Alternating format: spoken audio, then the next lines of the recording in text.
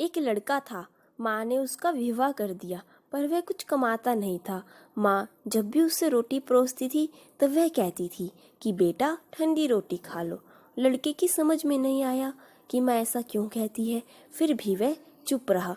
एक दिन माँ किसी काम से बाहर गई तो जाते समय अपनी बहू उस लड़के की पत्नी को कह गई कि जब लड़का आए तो उसको रोटी परोस देना और रोटी परोस कर कह देना कि ठंडी रोटी खा लो।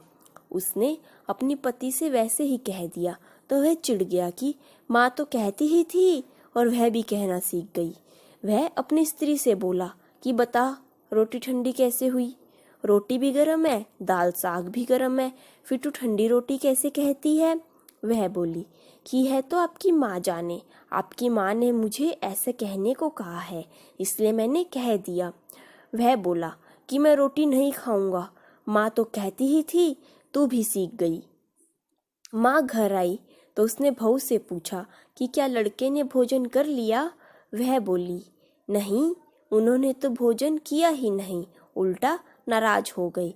माँ ने लड़के से पूछा तो वह बोला कि माँ तू तो रोजाना कहती थी कि ठंडी रोटी खा ले और मैं सह लेता था, पर अब यह भी कहना सीख गई, रोटी तो गर्म होती है, तू बता कि रोटी ठंडी कैसे हुई?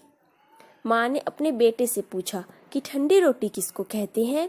तो बेटा बोला माँ सुबह की बनाई हुई रोटी शाम को ठंडी होती है, बासी रोटी ठंडी और ताज़ी रोटी गर्म होती है।